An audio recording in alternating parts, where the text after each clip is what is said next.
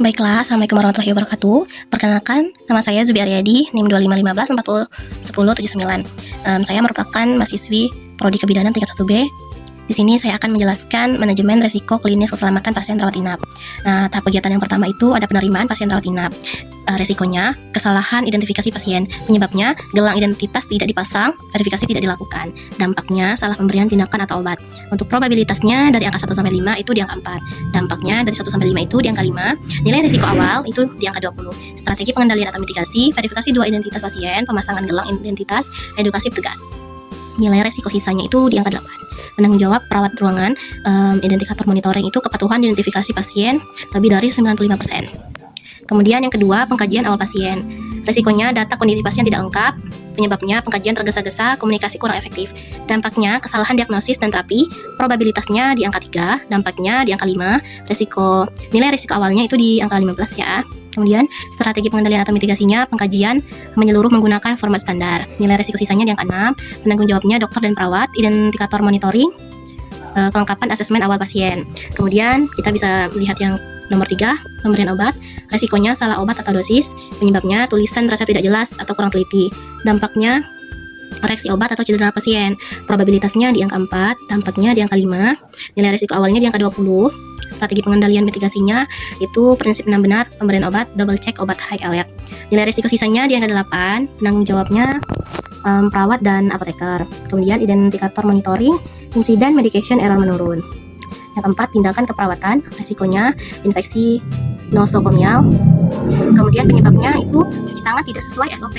Dampaknya infeksi pada pasien, probabilitasnya di angka 4, dampaknya di angka 4, nilai risiko awalnya di angka 16. Strategi pengendalian atau mitigasinya itu hand hygiene 5 moments, penggunaan APD. Nilai risiko sisanya itu di angka 6, penanggung jawabnya IPCN dan perawat. Indikator monitoringnya di kepatuhan hand hygiene lebih dari 90%. Kemudian kita lihat nih yang nomor 5, mobilisasi pasien. Resikonya itu pasien jatuh dari tempat tidur. Penyebabnya bedside rail tidak terpasang atau pengawasan kurang. Dampaknya cedera fisik dan fraktur. Probabilitasnya di angka 3, dampaknya di angka 5, nilai risiko awalnya di angka 15. Kemudian strategi pengendalian atau mitigasinya, penilaian risiko jatuh, pemasangan side rail, edukasi keluarga. Nilai risiko sisanya itu di angka 5, penanggung jawabnya perawat ruangan, indikator monitoringnya jumlah kejadian pasien jatuh. Kemudian ada kegiatan yang keenam itu sebentar. Nah, yang kegiatan yang keenam itu ada pemasangan infus. Resikonya flebitis atau infiltrasi. Penyebabnya teknik pemasangan kurang baik. Dampaknya itu bisa terjadi nyeri, infeksi, pembengkakan. Untuk nilai probabilitasnya di angka 3. Dampaknya di angka 4, nilai risiko awalnya itu di angka 12. Untuk strategi pengendalian atau mitigasinya, monitoring area, infus, penggantian sesuai SOP. Untuk nilai risiko sisanya itu di angka 5 ya. Penanggung jawabnya perawat. Indikator monitoringnya itu angka kejadian flebitis. Nah, untuk kegiatan yang nomor 7 itu penggunaan alat medis ya. Resikonya kesalahan penggunaan alat, penyebabnya itu petugas kurang terlatih, dampaknya cedera pasien atau alat rusak. Probabilitasnya di angka 2. Untuk nilai resiko awalnya itu di angka 8. Kemudian strategi pengendalian mitigasinya itu pelatihan penggunaan alat medis secara berkala. Kemudian ada nilai risiko awalnya itu di angka 3, penanggung jawabnya kepala ruangan. Kemudian indikator monitoringnya itu evaluasi kompetensi petugas.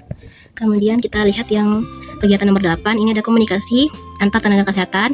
Resikonya miscommunication atau salah terima.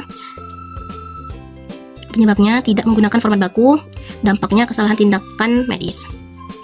Untuk probabilitasnya di angka 4 ya. Kemudian dampaknya itu di angka 4 juga. Nilai resiko awalnya itu di angka 16. Untuk strategi pengendalian atau mitigasinya itu penerapan komunikasi SBAR. Kemudian nilai resiko awalnya itu di angka 6. Penanggung jawabnya dokter dan perawat. Untuk indikator monitoringnya kepatuhan penggunaan SBAR. Kemudian kita lihat nih kegiatan yang nomor 9, pengambilan sampel laboratorium. Resikonya itu salah label sampel, penyebabnya Penyebabnya identifikasi sampel tidak benar. Kemudian dampaknya hasil pemeriksaan tertukar. Dan probabilitasnya itu di angka 3, dampaknya di angka 5, untuk nilai risiko awalnya di angka 15. Nah, untuk strategi pengendalian atau mitigasinya itu labalisasi di depan pasien, verifikasi ulang.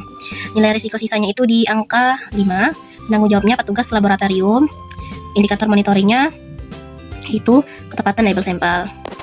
Kemudian yang kegiatan nomor 10 itu tindakan invasif. Risikonya cedera akibat prosedur, penyebabnya itu SOP tidak dipatuhi, dampaknya pendarahan atau komplikasi, probabilitasnya itu di angka 3, kemudian dampaknya itu di angka 5. Nah, untuk nilai resiko awal itu 10 ya. Selanjutnya strategi pengendalian atau mitigasinya itu checklist tindakan informed consent. Nilai resiko sisa itu di angka 10, penanggung jawab dokter penanggung jawab, dan indikator monitoringnya itu di kepatuhan checklist prosedur. Kemudian yang 11 pemindahan pasien. Resikonya cedera saat transfer pasien. Penyebabnya teknik pemindahan salah. Penyebabnya nyeri, dampaknya nyeri atau trauma fisik. Probabilitasnya di angka 3, dampaknya di angka 4. Nilai risiko awalnya di angka 12. Pengendalian atau mitigasinya itu teknik transfer sesuai SOP penggunaan alat bantu. Nilai risiko sisanya 4, penanggung jawabnya perawat dan petugas transport. Indikator monitoring itu dikepati jumlah insiden atau transfer pasien. Kemudian kita lihat nih di angka 12 itu pengelolaan limbah medis. Resikonya paparan limbah infeksius. Kemudian untuk penyebabnya pemisahan limbah tidak benar, dampaknya penularan penyakit itu. Nah, kemudian ada probabilitasnya di angka 3 ya, dampaknya di angka 4, nilai risiko awalnya di angka 12. Kemudian ini strategi pengendalian atau mitigasinya pemilahan limbah sesuai warna dan SOP. Nilai risiko sisanya 4, penanggung jawabnya sanitarin dan perawat. Indikator monitoringnya di kepatuhan pengelolaan limbah. Kemudian kita lihat di angka kegiatan nomor 13 itu keamanan pasien. Resikonya pasien kabur atau hilang. Nah, penyebabnya itu mungkin pengawasan kurang. Dampaknya resiko keselamatan pasien ya, itu pasti ya. Kemudian probabilitasnya di angka 2, dampaknya di angka 5, nilai resiko awalnya itu di angka 10. Dan strategi pengendalian mitigasinya itu pengawasan ketat pasien berisiko tinggi. Untuk nilai risiko sisanya itu di angka 4 ya. Nah, untuk penanggung jawabnya itu security dan perawat atau keamanan lah yang berada di rumah sakit tersebut. Nah, kemudian indikator monitoringnya itu ada jumlah kejadian pasien hilang. Nah, selanjutnya ada yang kegiatan nomor 14, keadaan darurat. Risikonya keterlambatan penanganan pasien darurat. Penyebabnya itu respon petugas lambat. Dampaknya apa? Kondisi pasien jadi memburuk. Untuk angka probabilitasnya itu di angka 3, dampaknya itu di angka 5, dan nilai resiko awalnya itu tinggi ya, itu di angka 15. Kemudian strategi pengendalian atau mitigasinya apa? Simulasi kode blue dan pelatihan emergensi. Kemudian nilai resiko sisanya di angka 5. Penanggung jawabnya tim kode blue. Kemudian ada indikator monitoringnya response time kegawat daruratan. Jadi semua petugas itu harus gercep ya. Nah, kemudian yang terakhir ini ada kegiatan pemulangan pasien. Nomor 15. Kita lihat di sini. Resikonya apa? Resikonya edukasi pulang tidak dipahami. Kemudian apa? Resiko dari edukasi pulang tidak dipahami tersebut. Nah, penyebabnya itu penjelasan kurang jelas. Dampaknya kesalahan perawatan di rumah. Kemudian probabilitasnya di angka 3, dampaknya di angka 3. Nilai risiko awalnya di angka 9. Kemudian ada strategi pengendalian atau mitigasinya edukasi tertulis dan verbal sebelum pulang. Nah, jadi seorang tugas medis itu juga harus menanyakan kembali apakah ada yang kurang jelas ke pasien tersebut. Apakah penjelasannya kurang dipahami, itu harus benar-benar kayak menanyakan lebih dalam ya, karena itu harus pasien tersebut harus betul-betul tahu perawatan apa saja yang harus dirawat di rumah dan dilakukan di rumah ya. Nah, kemudian apa? Kemudian nilai risiko sisanya di angka, kita lihat di angka 3. Penanggung jawabnya apa? Siapa? Perawat dan dokter. Nah, terakhir itu ada indikator monitoringnya apa? Kepatuhan discharge planning. Nah, saya kira itu saja yang bisa saya sampaikan untuk manajemen risiko klinis keselamatan pasien rawat inap. saya. Baiklah, saya Zubi Aryadi pamit undur diri. Wassalamualaikum warahmatullahi wabarakatuh.